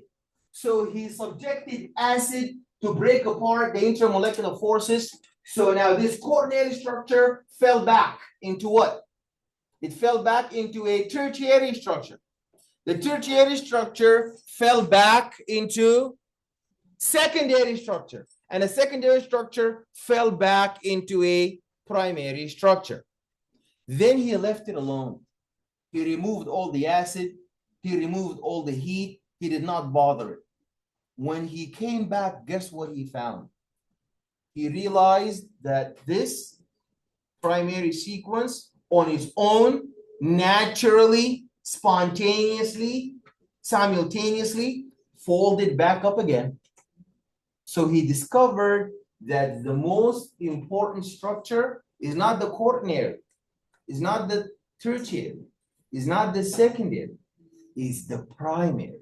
Because when they left the primary unbothered, it was the one who directed the formation of all the other structures. So the code is in the primary structure. The primary structure is what tells the subunits and the R substituents to bind and become secondary, become tertiary, become quaternary. It's the primary structure, the amino acid sequence. So now, if you look at something like this, you remember we discussed that. You have the carbon in the center. You have to the east, carbonyl, to the west, amino. You have to the north, hydrogen, and you have R pink substituent. What is that? Is that a sugar? Is that a lipid? Is that a nucleic acid? Is that an amino acid? What's the name of the bond between them called? So this is the primary sequence. We said the primary sequence gives direction to the alpha helix and the beta pleated sheet. These are secondary structures. You need to know that secondary structures, alpha helix, secondary structures, and tertiary structures, these are going to fold into quaternary structures. Are we clear? Are we clear? Okay, so if you look at this, what do you think an enzyme is? Is the enzyme sugar? Is the enzyme a lipid? Is the enzyme nucleic acid? The enzyme is a protein. Very good. So that's why we need to make proteins in order to these enzymes to catalyze the reactions of life. You're gonna know that how do enzymes work? The enzymes we are concerned with are called biocatalysts. Catalyst meaning to speed up things. And it's a biocatalyst, so it's an enzyme that will accelerate the rate of biochemical reactions. So how does it do that? Well, if you look at this graph, you see that in order to go from reactant to product, you need to surmount, you need to climb an activation energy hill. You need to surmount an activation energy barrier. Do you see that? The green one. And it's going to take thousands of years to go over the top. So the enzyme is going to diminish and make this whole trip shorter by decreasing what? The green activation energy or the pink net energy released. By what? There's two energies, a green energy and a pink energy. The green energy is the activation energy. And the pink energy is the net energy released by the reaction, delta G. Which one got smaller? The activation energy. So you need to know the enzyme has nothing to do with the net free energy. It will never touch the net free energy. It will only lower the activation energy. So if you want to go home, let's say you live in Staten Island. You're going to take the subway and you're going to take the bus. That's a very big hill to climb. But if you call Uber, Uber is going to get you to Staten Island very quickly because it's not going to be like the subway. It's not going to be like the bus. So what did Uber do? Uber lowered the activation energy barrier. But did it shorten the distance between you now and your home in Staten Island? It did not. It shortened the path that you would have taken if you don't take the catalyst. So the catalyst does not shorten the distance between you and your college, your home. is going to shorten the path that's taken. So the net free energy is not going to be affected. The activation energy is the one that's going to be affected. So you see that's the activation energy. We release it, but the net free energy from the dashed line to the bottom is never going to be affected. So the enzyme has an active site, is going to bind a substrate, is going to break apart. You see hydrolysis? We always break apart with hydrolysis. And you see the stuff is going to move apart. You see the products are going to be released.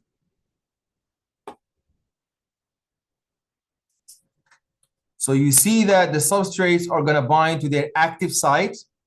And then we're going to be converting them from reactants.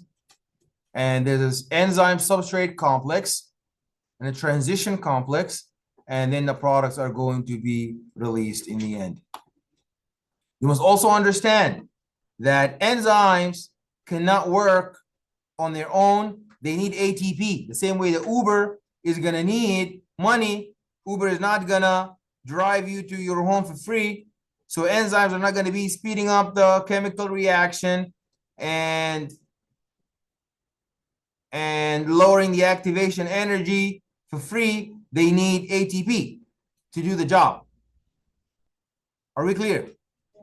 So you see that we're also going to need coenzymes. If you look here, NAD plus, is it a cation or anion? What happened to NAD plus? There's two separate reactions happening. The first one on the left is glycolysis, breaking down glucose into pyruvate. On the right side, there is the breaking down of pyruvate into carbon dioxide and water. These are two reactants, 1 and 2. NAD plus is a coenzyme in the middle. So it's going to take an electron from one reaction and donate it to another reaction. So it's a coenzyme working as a both oxidizing agent and a reducing agent.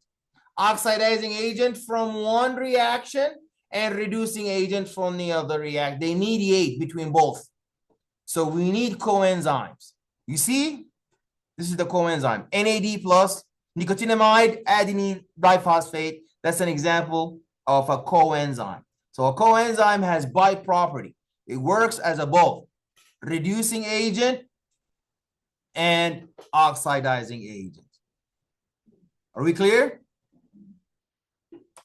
Lastly, the last group that we're going to deal with, what is left? We talked about sugars, carbohydrates. We talked about proteins, talked about lipids. What's the last one that's left? Nucleotides. So you see that nucleotides are the building blocks of nucleic acids. And you know the nucleotides, you got to know what they're made up of. They're made up of three things. Number one, a phosphate group. You see the phosphate group? Number two, a ribose sugar. I shouldn't have told you because you can tell me there is an oxygen and a ring around it. What does that look like? Sugar. And lastly, a nitrogenous base. Adenine, thymine, guanine, cytosine. So every nucleotide has three heads. What are they? Number one, phosphate. Number two, pentose sugar. Number three, nitrogenous base. And an example of a nucleic acid is double helix DNA. Is the RNA, because it is not a double helix, because the RNA is not a double helix. Does that mean it's not a nucleic acid? It's a nucleic acid because it's made up of many nucleotides. We said that nucleic acids are made up of many nucleotides. And what is a nucleotide made up of? No, the nucleic acid DNA is double helix. I'm asking about the nucleotide. What is it made up of? Excellent. Phosphate group, pentose sugar, and a nitrogenous base. The nitrogenous base can either be a pyrimidine. I used to think pyrimidine has a longer name. It has two rings. No. The longer name has only one ring. And the shorter name, purine, has two rings. Are we clear? Clear. So if you look here at a nucleotide, It has a, for example, students think that all nucleotides are DNA and RNA. That's one job for the nucleotides, to be part of your genetics. But is that the only one? No. What about ATP? What is ATP? ATP is adenine sugar with 3 phosphates. You remove one phosphate, it becomes adenine diphosphate. You remove the second phosphate, it becomes adenine monophosphate. So is this genetic? Is ATP genetic? What is ATP doing? Energy. So that's the second job for nucleotides. They can operate as genetic information, like in RNA and DNA. They can have nothing to do with genetics. They can become ATP. They can give you energy, ATP, GTP. That's another type of energy. It's not only ATP, GTP, CTP. And what's the other job that nucleotides can do besides genetics, besides energy? I've heard of cyclic AMP. I've heard of cyclic AMP, CAMP. No, you went over it supposedly in anatomy and physiology, because if you, this is ATP, adenine, ribose, 3 phosphates.